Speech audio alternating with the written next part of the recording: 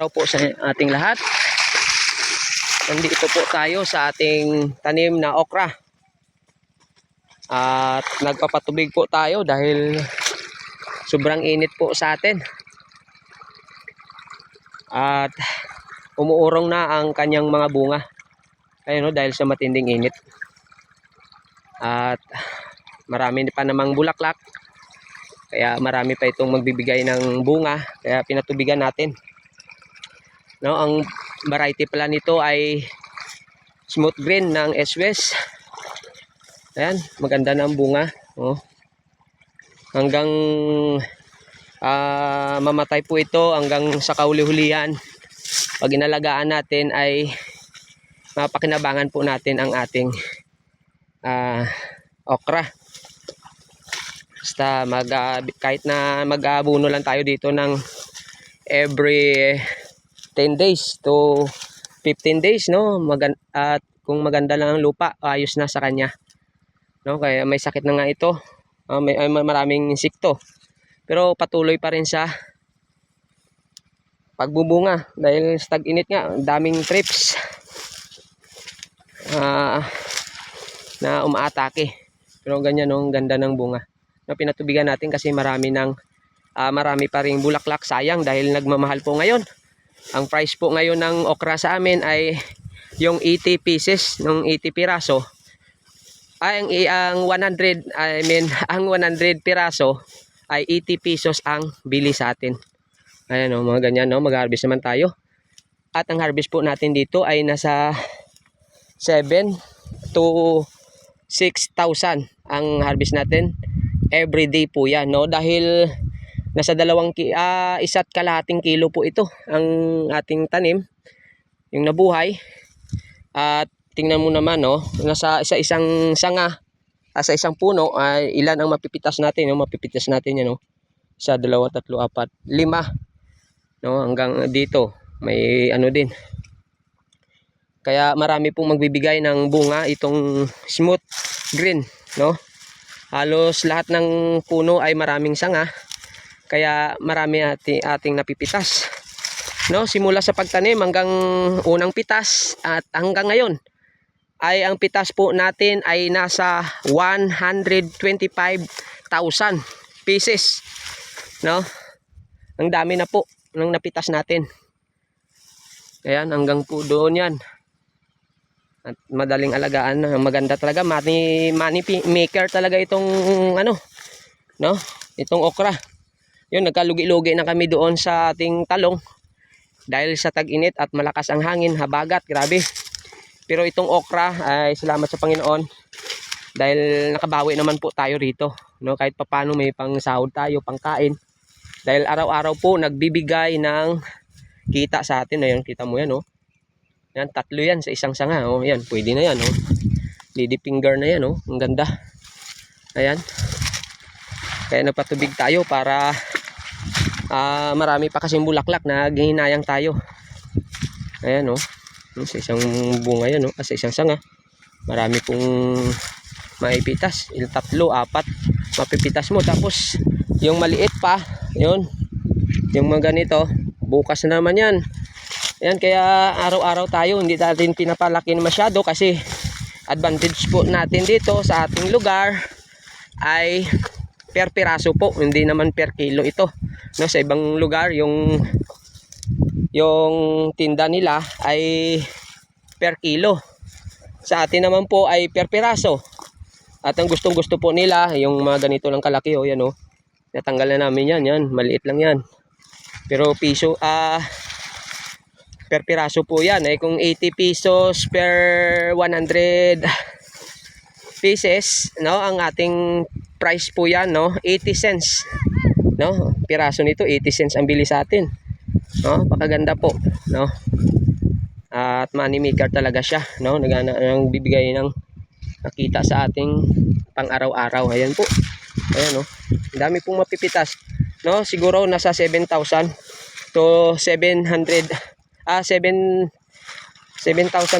ang mapipitas ngayon siguro kasi kapon medyo bumababa siya, pero ngayon naman ay babawi na naman siya. Ayan, oh. Sa isang sanga lang. Ang dami ng bunga po. Ayan, oh. Ayan, kahit na inatake ng ano yan, insekto. Pero ang ganda pa rin, tuwid pa rin ang bunga. Ayan, oh. Ayan. Ayos talaga. Lipat natin dito yung tubig. Dito wala. Tigang na tigang talaga pong lupa. Ayan, oh. Ayan, wala talaga. Yung mga ibang tanim po natin. Yung ano, yung talong di kinaya yung anong tawag yung index o ang temperatura ng ano ng init. Grabe. Hindi kaya. Hindi nalaki pa rin yung ano.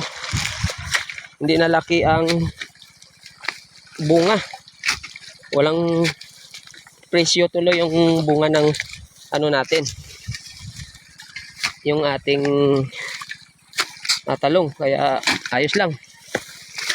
Bawi naman tayo rito sa araw-araw harvest sa okra. Buti nakapagtanim po tayo dito malapit sa sapa. Yan pong advantage sa atin. Pag malapit sa sapa po ang ating tanim. May source of water tayo kahit na anong tanim. Dahil makakatulong talaga.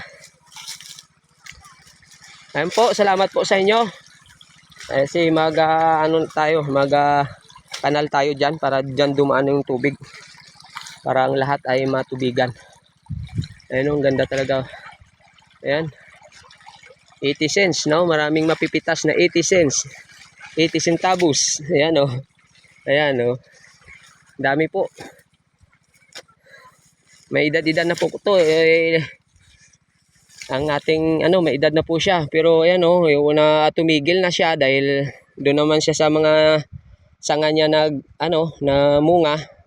Ito ay marami. Ayan, pag may masuportaran po natin ito, ilang piraso po yan hanggang sa kahuli-hulian ay maganda pa rin ang makukuha nating bunga, no? Pagkatapos nito magpatubig, siguro mamayang hapon ay tayo na naman, mag-abuno, no? Kahit ito nadali na yung yung urea lang ang nito, yung ating pakunti lang, witik-witik lang na urea dahil nabasa na ng tubig yung puno niya para mag-green ulit. Yun na, hindi naman ito masilan sa abono talaga. Kahit nung nakaranga, urea lang to eh. Kaso pakunti-kunti lang kasi yung insekto nga, pag maraming urea yung nilagay. Minsan 1620, naluan namin yun, 1620 lang. Hindi na nga kami nagpuputas dito guys. Dito, hindi nakatikim to ng putas. Puro lang to, 1620. Minsan urea lang dahil mura yung urea. Ayan, tingnan nyo naman ang bunga. No, at kasi pakunti-kunti lang kasi kung ito naranasan namin to yung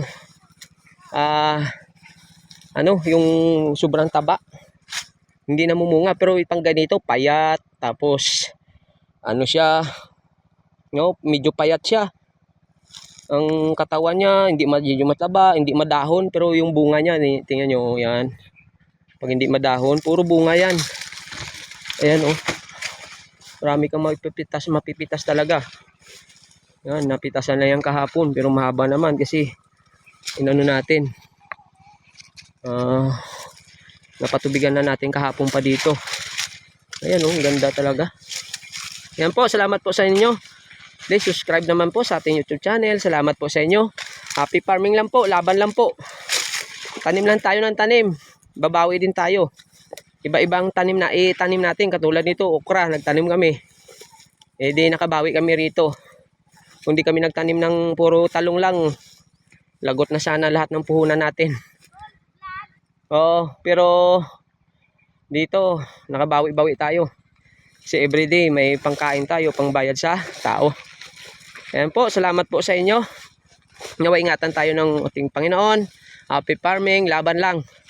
Salamat po sa inyo lahat.